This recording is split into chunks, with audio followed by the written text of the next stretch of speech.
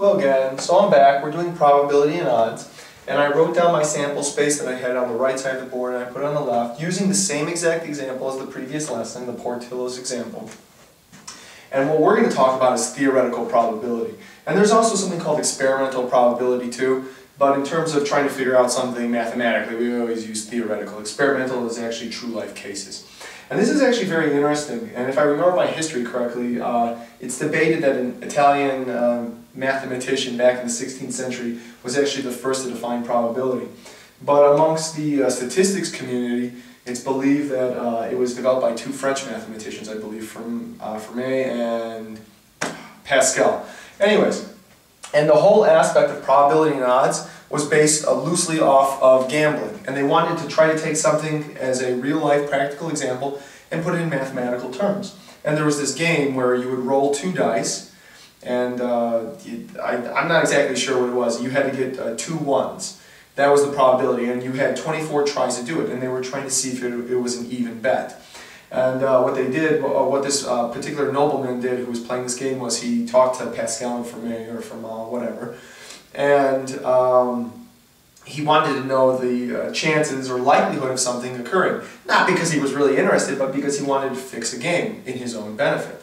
And actually, Las Vegas is very good at doing that too. I mean, so this always has its ties somewhere. But I want to talk about theoretical probability and just get to what I have to get to. So, with theoretical probability, we talk about favorable outcomes over the total. Now, let me explain that. We're going to find the probability, and this P stands for the probability, or likelihood, that you are going to order a onion rings in this example. So the probability of onion rings equals, now what you do is you count up all the examples with onion rings in it. No, no, no, yes, yes, yes, no, no, no, yes, yes, yes. So that was 6 examples, favorable outcomes of onion rings. Over, and then you take the total chances, or the total outcomes in general. So there's 12 of them. So your chances of ordering onion rings, if you were looking at it from a theoretical perspective, is 6 over 12.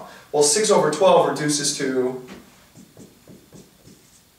1 out of every 2 trials, which is very interesting in its own right. We'll do one more example, just to make sure everything's kind of copacetic there. But 1/2 is, if you want to turn that into a percent, is 1 divided by 2, which is 0.5, multiplied by 100, it's 50%.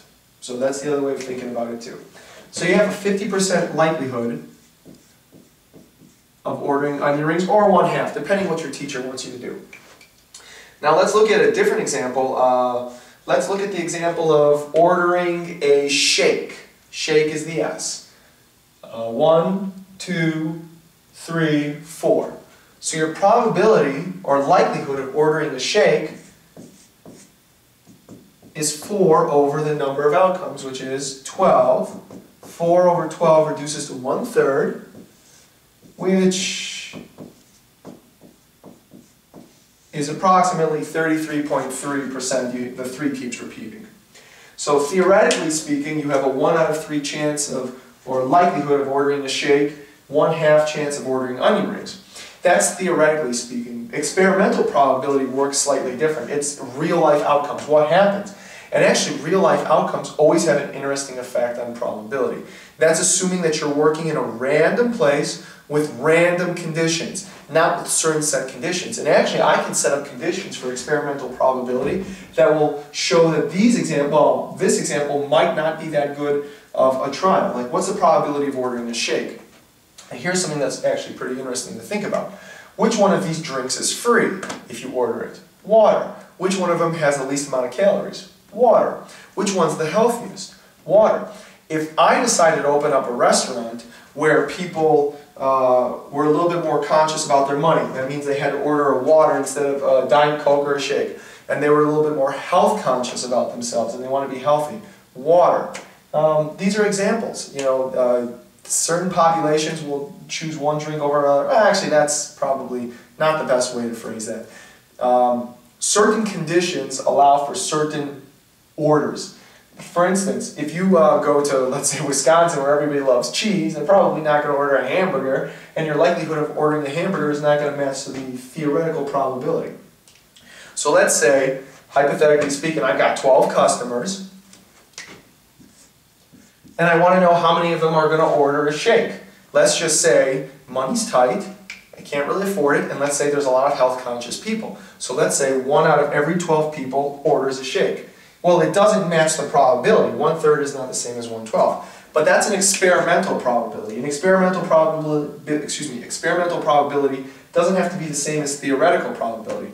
But if you have enough trials in enough random settings where they're not, what's the word I'm looking for? Where everything is, well, it's in a random setting, that you're not fixing the setting so that you're fixing the probability. Then it'll get closer and closer to the theoretical probability. I.e., if you flip a coin, you have a 1 out of every 2 chance of getting a heads, or 1 out of every 2 chance for getting a tails. Let's pick tails.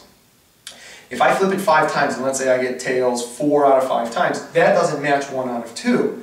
But if I flip it infinitely, it gets closer and closer and closer and closer to 1/2. I don't think it'll ever become 1/2, but it gets infinitely closer to that theoretical probability. It kind of works sort of like kind of like a limit, but not really, because it can fluctuate up and down, but it's always going to be kind of close to that 1/2. Maybe that's a little too advanced for basic probability though, but that's an example of theoretical probability versus experimental probability using the sample space we did. Next thing we're going to talk about is odds, but until then, have a good day. Goodbye.